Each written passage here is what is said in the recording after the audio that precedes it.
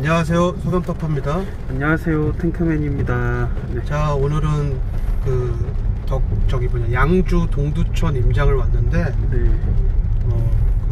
우리 서집달 회원인 토모님 동행 임장을 함께 하고 있습니다. 지금 날씨가 별로 안 좋아서 소나기가 지금 오고 있는데, 지금 현재 위치는 덕정 역세권이에요. GTX 덕정 역세권이고, 여기 지금 임장을 왔습니다. 저 앞에 보면은 우뚝 솟은 빌딩이 하나 있는데, 네. 덕정 역세권에 최근에 이제 상업지역이 된 그곳의 신축 빌딩이죠. 그래서 네. 이제 덕정역도 상업지역이 있고, 그리고 이제 이만큼 지을 수 있는 땅이 되었다. 네. 여기 덕정역 앞쪽에 있는 상업지역 뿐만 아니라 이미 LH에서 토지를 매입해 놓은 그 뒤쪽 부지들도 상업지역이 됐죠. 예, 네. 그래서 GTX 역세권다운 그런 개발을 할 예정입니다. 네, 그렇습니다. 지금 이렇게 보시면 이쪽 라인은 이 도시재생 사업지 라인이기도 하는데, 원래 또 재개발로 이렇게 염두를 해둔 곳이에요. 앞으로 어떤 식으로 개발이 될지 모르겠지만, GTX C노선 역세권이 된다면 그에 걸맞는 상권으로 세팅될 가능성이 매우 높은 지역입니다. 자, 그러면 이제 덕정 역세권이 거점이라고 보면은, 네. 주변에 이제 매수를 할 만한 매물이 있는지를 좀 봐야 되겠죠. 네, 그렇습니다. 아파트를 본다면 이 덕정 역세권의 아파트가 사실 갭이 저렴해요.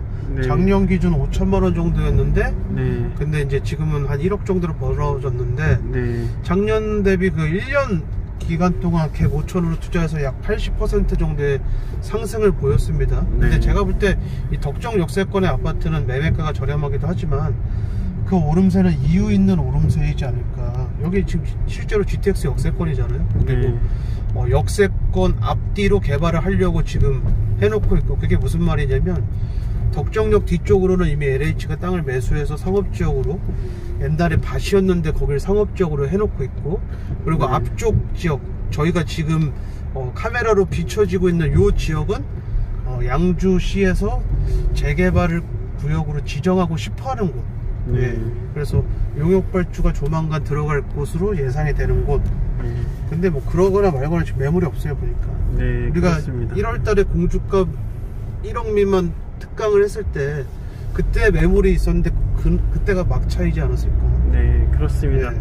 네, 진짜 공주가 1억 특강을 했을 때 저희가 사전에 또 임장을 하고 했는데, 그 사이에 급변하게 변화된 것도 좀 많고, 저희가 그때 처음 그 덕정 역세권 이렇게 가고 했을 때는 없었던 신축 건물들이 금세 막 새로 생기고 그러고 있어요. 그러면서 분양을 받는다 그러고 있고, 되게 이것도 보니까 신축이네요. 점점 이게 개발의 붐이 일어나면서 전체적으로 좀 변화가 되고 있다. 이 조용한 동네가 갑자기 변화되고 있다, 그런 게 좀 느껴지고 있습니다. 네, 그 양주는 사실 그 재개발 구역으로 지정된 곳들이 몇 군데 있죠. 네. 한 5-6개 정도가 있는 것 같은데. 네. 근데 이제 다 해제될 예정입니다. 네. 네. 왜 그렇죠? 지금까지는 사실 양주가 저렴한 땅인 거는 분명하지만 그만큼 사업성도 나오지 않는 땅이었고, 게다가 지금 양주가 집중하고 있는 거는 사실 회천 신도시랑 그리고 옥정 신도시, 그 신도시 개발을 하는 데 좀 집중을 하고 있기 때문에 그게 가장 큰 요인이지 않을까 싶습니다. 네, 그리고 이제 주민 성향도 한몫하는 것 같아요. 네. 보면은 이게 개발에 대해서 좀 저항감이 좀 심하다라는 걸 느낀 게, 곳곳에 현수막에 개발을 반대한다, 소음 시끄럽다, 이거는 좀 명분이고, 네. 결론적으로 우리는 터전을 빼앗기 싫다, 이런 시그널이 사실 더 크거든요. 네. 네, 그럼에도 불구하고 거점 개발지 주변에 이제 새롭게 시작하는 재개발 지역은 어쩌면 땅값이 오르면서 지금 의정부가 무너졌던 재개발들이 다시 일어나서 하는 것처럼 이것도 네. 할 가능성이 있지 않을까 조심스럽게 예측해 봅니다.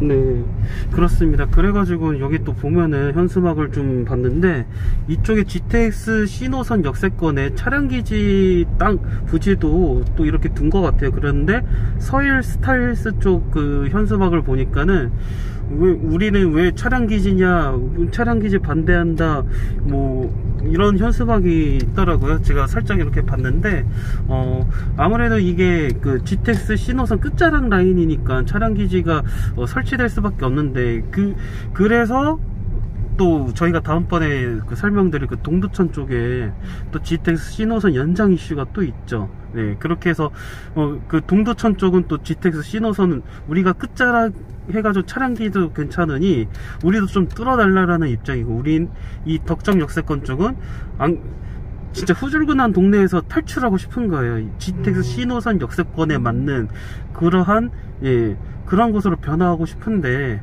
저희가 이렇게 금정 역세권이라든지 수원 역세권이라든지 이정부 역세권이라든지 이런 데 다 가봤는데, 점점 뭔가 그 역세권을 중심으로 대규모 개발이 잘 진행되고 있습니다. 네.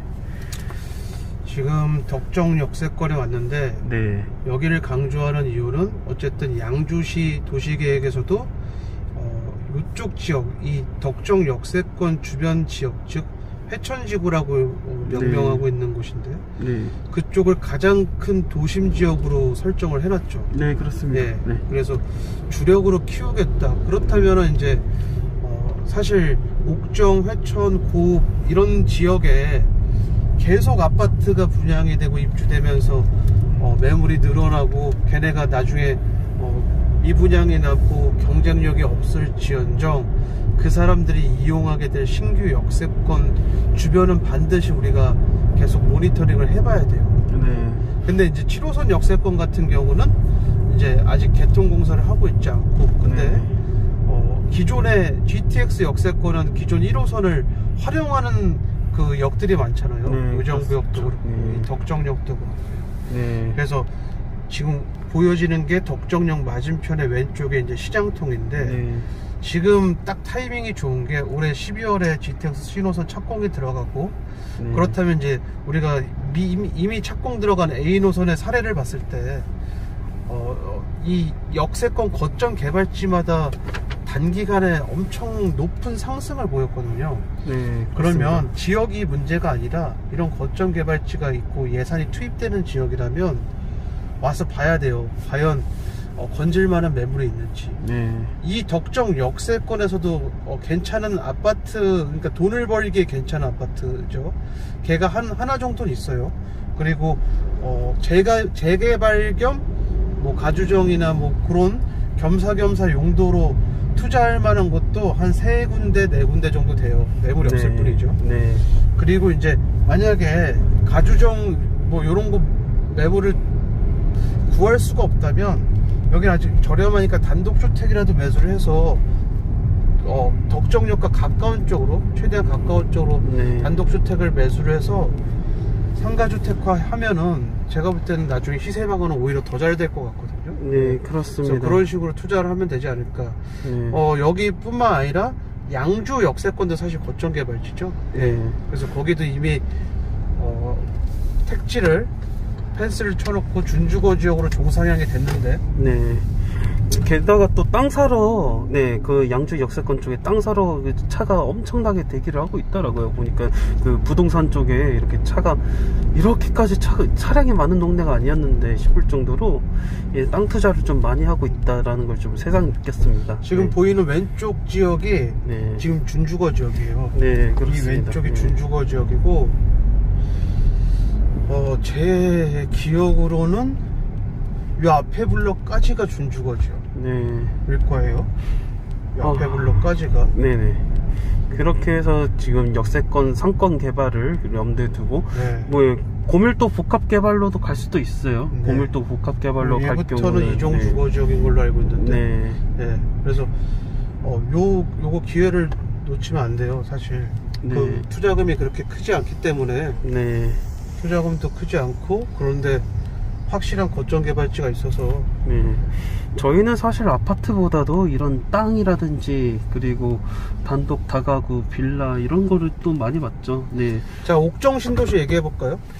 참, 옥정 신도시 그 7호선 연장 호재로 인해서 지금 많은 기대감 갖고 있고 분양도 꽤 그 성공적으로 이루어진 것 같습니다. 왜냐면은 이게 경기 북부의 그 수요가 점차 이 신축 아파트 수요를 끌어들이고 있는데, 게다가 양주에서 야심차게 지금 개발하고 있는 신도시잖아요. 네. 네.